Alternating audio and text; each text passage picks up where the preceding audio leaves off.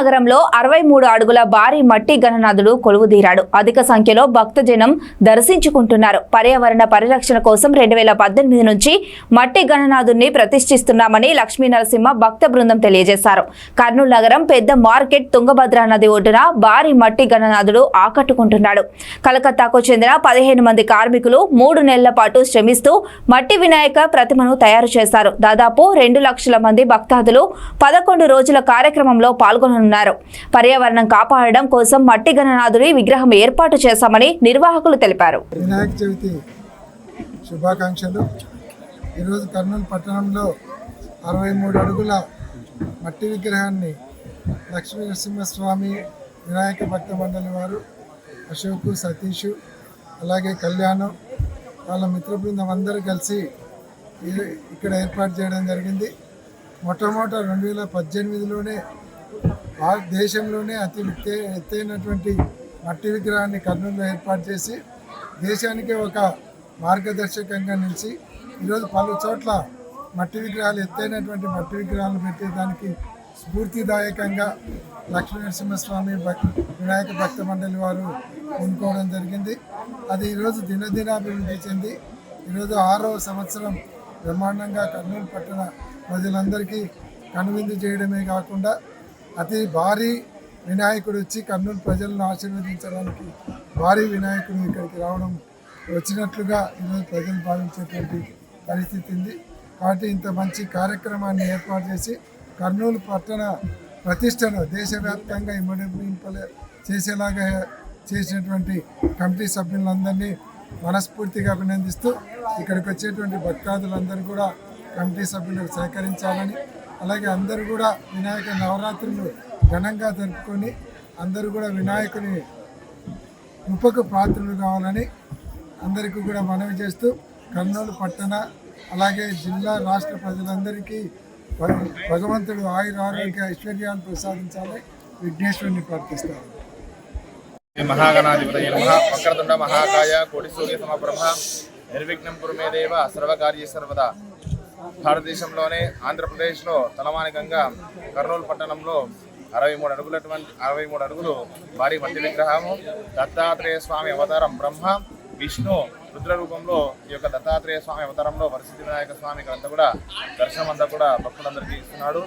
ఇప్పుడే స్వామివారి యొక్క ప్రాణప్రతిష్ఠాపన కలశ స్థాపన పూజా కార్యక్రమాలన్నీ ముగిశాయి. ప్రతిరోజు కూడా విశేషమైనటువంటి పూజాది కార్యక్రమాలన్నీ కూడా ఉంటాయి. మధ్యలో 3 రోజులు స్వామివారికి విశేషంగా దీపారాధన కార్యక్రమము, సాంస్కృతిక కార్యక్రమాలు ఇత్యాది కూడా జరుగుతాయి. విశేషం ఏమిటంటే ఇక్కడ ఉన్నటువంటి మట్టి విగ్రహాన్ని ఇక్కడే నిమజ్జనం అంతా కూడా చేసేసి సుగంధ ద్రవ్యాలు పసుపు, కుంకుమ ఇట్లాంటి సుగంధ ద్రవ్యాలు అన్ని చేత స్వామివారికి అభిషేకం చేసి ఇక్కడే నిమజ్జనం చేసి పర్యావరణ హితంగా ఇక్కడంతా కూడా ఏర్పాటు కూడా చేయడం జరిగింది. భారీ గణనాయకుడిని కింగ్ మార్కెట్ దగ్గర పాత బస్ స్టాండ్ లో విగ్రహం భారీగా ఏర్పాటు చేయడం జరిగింది. ప్రస్తుతం మన దగ్గర భక్తులు ఉన్నారు, వాళ్ళతో అడిగి వివరాలు తెలుసుకున్నాం. మేడం చెప్పండి. అందరికీ నమస్కారం. నేను మౌనిక ఇరిగేషన్ డిపార్ట్మెంట్ నుంచి మాట్లాడుతున్నాను. అండ్ ఈ విధంగా మనం ఇక్కడ కర్నూలులో 63 ఫీట్స్ వినాయకుడిని చూస్తున్నాము. చూడడానికి ఎంత అద్భుతంగా ఉందంటే చాలా న్యాచురల్ కలర్స్తో చూడ చక్కగా కన్నులు విందు చేసే విధంగా ఉంది. ఇక్కడ వచ్చే జనాలందరూ కూడా చాలా ఆనందంగా చూస్తున్నారు. అంటే మన కర్నూలులో ఇంత ఎకో ఫ్రెండ్లీ వినాయకుడిని నిర్మించడం అనేది నిజంగానే చాలా గ్రేట్ అని చెప్పుకోవచ్చు. ఈ స్పెషాలిటీ ఏంటంటే నార్మల్గా మనం ప్లాస్టర్ ఆఫ్ ప్యారిస్ తో చాలా మంది వినాయకులను కొంటూ ఉంటారు. ఒక చిన్న సజెషన్ నా తరపు నుంచి, మనం ప్లాస్టర్ ఆఫ్ ప్యారిస్ ని యూజ్ చేయడం వల్ల వాటర్ కానీ అండ్ ఎన్విరాన్మెంట్ కూడా పొల్యూట్ అయిపోతుంది. దానివల్ల నెక్స్ట్ ఫ్యూచర్ జనరేషన్స్ కూడా చాలా కష్టంగా ఉంటుంది. సో అందుకోసం అందరికీ నేను రిక్వెస్ట్ చేసింది ఏంటంటే everyone please support our eco friendly Ganesh. So ఖచ్చితంగా మన గణేష్ ని ఎకో ఫ్రెండ్లీ గణేష్ ని ఎందుకు అంటే మనకి నెక్స్ట్ జనరేషన్స్ కానీ అందరం లైక్ మన ఇండియా అంతా ఒక యునైటెడ్ ఫోర్స్ లాగా అందరం ఒకే ఎకో ఫ్రెండ్లీ వినాయకుని కానీ మనం ఎంకరేజ్ చేసినట్టయితే చాలా పొల్యూషన్ ని మనం అరికట్టచ్చు. ఇలాంటి పొల్యూషన్ వాతావరణం నుంచి మనం బయటపడాలంటే ఇది ఒక్కటే మెయిన్ సొల్యూషన్. సో మన సెలబ్రేషన్స్ అన్నిటికీ ఎలాంటి ఆటంకాలు లేకుండా ఈ విధంగా ఎకో ఫ్రెండ్లీ వినాయకుడిని మనం అందరం సపోర్ట్ చేయాల్సిందిగా అందరికీ రిక్వెస్ట్ చేస్తున్నాను. And thanks for hour Kurnool team members and everyone. And ఇలాంటి ఆపర్చునిటీ అంటే ఇంత పెద్ద గణేష్ని చూసేటువంటి ఆపర్చునిటీని అండ్ దట్టు ఎకో ఫ్రెండ్లీ అయినటువంటి న్యాచురల్ కలర్స్తో చేసినటువంటి వినాయకుడిని చూడడం చాలా ఆనందంగా ఉంది. సో అందరికీ రిక్వెస్ట్ చేస్తున్నాను, please support our eco friendly Ganesh and thank you all. జై బోలో గణేష్ మహారాజ్ కి జై. మేడం, ఇప్పుడు మామూలుగా మన కర్నూలులో వినాయకుని పండుగ జరుపుకోవడానికి చాలా ఘనంగా ఆనందంగా ఉన్నారు. కానీ ఇప్పుడు మొన్న వచ్చిన ప్లేస్ లో విజయవాడకి చాలా దారుణంగా పరిస్థితి అయింది. మీరు దేవుని ఏమన్నా కోరికన తప్పకుండా ఈ విపత్తులు ఎందుకు జరుగుతున్నాయి చెప్పండి? పొల్యూషన్ వల్లే కదా, అండ్ ఎన్విరాన్మెంట్ లో చేంజెస్ వల్లే కదా. ఈ చేంజెస్ అన్ని ఎందుకు వస్తున్నాయి? పొల్యూషన్ కారణంగానే కదా. ఇవన్నీ మనం క్రియేట్ చేసినటువంటి పొల్యూషన్ వల్లే జరుగుతున్నాయి. ఇంత పెద్ద విపత్తులు రావడానికి కారణం కూడా మనమే ఉన్నాము. సో ఖచ్చితంగా నేను ఆ విఘ్నేశ్వరుని కోరుకుంటున్నాను, అలాంటి ఫ్లడ్స్ ఇలా రాకూడదు. ఇది చాలా బాధాకరం. బట్ నెక్స్ట్ ఫ్యూచర్ జనరేషన్స్ ఇలా ఎక్కువ జరిగే ఛాన్సెస్ ఉన్నాయి మనం కానీ పొల్యూషన్ ఇలా కంటిన్యూ చేసుకుంటూ పోతే. సో అందరినీ రిక్వెస్ట్ చేస్తూ మన పాసిబిలిటీ ఈవెన్ ప్లాస్టిక్ కవర్స్ కానీ, అండ్ పాసిబుల్ అయితే ఎక్కువ మొక్కలు నాటడం కానీ, అండ్ ఈ విధంగా మనం ఎన్విరాన్మెంట్ కి ఫ్రెండ్ గా ఉంటే అది మనకు ఫ్రెండ్ గా హెల్ప్ చేస్తుంది.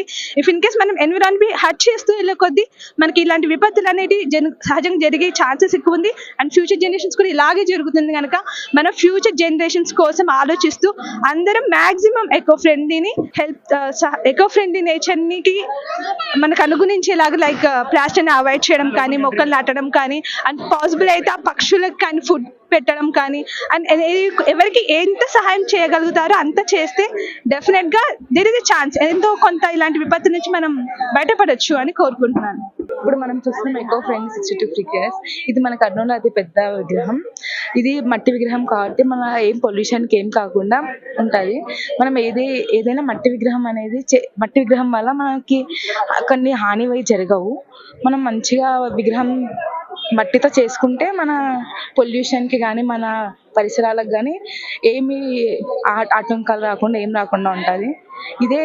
ఇక్కడే కాకుండా మన కర్నూలులో ప్రతి విగ్రహం ఇట్లా మట్టి విగ్రహం చేయడం ద్వారా అందరికీ మంచి జరుగుతుంది. నరసింహస్వామి వినాయక భక్త మండలి ఇక్కడ గత 5 సంవత్సరాల నుంచి విగ్రహ ప్రతిష్ట ప్రారంభోత్సవం చేశారు. ప్రతి సంవత్సరం అంతకంతకు పెరుగుతూ రాష్ట్రంలోనే మొట్టమొదటి వినాయకుడిగా గర్వించదగ్గ వినాయకుడిని ఇక్కడ తయారు చేయడం జరుగుతుంది. అంతేకాకుండా మన కలకత్తా నుంచి కళాకారులను ఇక్కడికి తీసుకొని వచ్చి గత 3 నెలల నుంచి ఎంతో కఠిన శ్రమతో భక్తి శ్రద్ధలతో నిర్వహించడం జరుగుతున్నది. ఈ కమిటీ సభ్యులు రాత్రి పగలనకుండా ప్రతిరోజు భక్తులకి అసౌకర్యం కలిగించుకోకుండా ఉండేటువంటి అనేకమైనటువంటి కార్యక్రమాలు నిర్వర్తిస్తున్నారు. ఇది రాష్ట్రంలోనే ఎటువంటి కెమికల్స్ ఉపయోగించుకోకుండా నిర్వహించేటువంటి కార్యక్రమం అన్నమాట. రాష్ట్రంలో ఎక్కడైనా ఎవరైనా చూసినా కూడా కెమికల్స్ ఉపయోగిస్తూ వినాయకుడిని వివిధ రకాలుగా నిర్వహించడం జరుగుతుంది. కేవలం పర్యావరణ పరిరక్షణలో భాగంగా మాత్రమే ఇక్కడ నిర్వహించడం జరుగుతుంది. దేవదేవుడైనటువంటి వినాయకుడు ఇక్కడ భక్త మండలికే కాకుండా కర్నూలు ప్రజలకి, రాష్ట్ర ప్రజలకి సౌభాగ్యాలతో ముందుకు పోవాలని చెప్పి భగవంతుని ప్రార్థిస్తాం. కింగ్ మార్కెట్ దగ్గర భారీ విగ్రహం జరపడం మీద ఏపీలో సెకండ్ ప్లేస్ గా కర్నూలు కింగ్ మార్కెట్ దగ్గర 63 అడుగులుగా నిలబెట్టడం జరిగింది. ఏపీలో ఫస్ట్ వచ్చేసి గాజువాకలో 73 అడుగులుగా విగ్రహాన్ని భారీగా నిలబెట్టడం జరిగింది. అందులోనే పర్యాయంగా ప్లాస్టిక్ విగ్రహాలని జరపకోకుండా ఓన్లీ మట్టితోనే చేయాలనేది ఒక ధ్యేయంగా పెట్టుకొని వీళ్ళు దాదాపుగా 2-3 నెలల నుంచి విగ్రహాన్ని కలకత్తా నుంచి తీసుకొని వచ్చి విగ్రహాన్ని జరపడం జరుగుతుంది. అలాగే ఈరోజు విగ్రహాన్ని కూర్చోబెట్టడం జరుగుతుంది. ఈ వినాయకుని దర్శించుకోవడానికి వచ్చిన ఎస్వి మోహన్ రెడ్డి గారు వాళ్ళ సతీమణి రమణామణి గారు కూడా జరిగించి ఫస్ట్ పూజలు జరపడం అయింది. అయితే దీంట్లో ప్రత్యేకత ఏమంటే ఫస్ట్గా వినాయకునికి ఈ రోజు వరకు కూడా ఎక్కడా లేని భారీ విగ్రహంగా ఇక్కడ నిలబెట్టడం జరిగింది. కేవలం మట్టి గడ్డితో తప్ప వేరేది కెమికల్ వాడుకోకుండా యాజ్ ఇట్ ఈస్ గా జనాలని పరోక్షంగా చేయాలని చెప్పి ఈ మట్టి విగ్రహాన్ని జరగడం జరుగుతుంది. కెమెరామెన్ బాబీతో మీ కుమార్, SR టీవీ, కర్నూలు.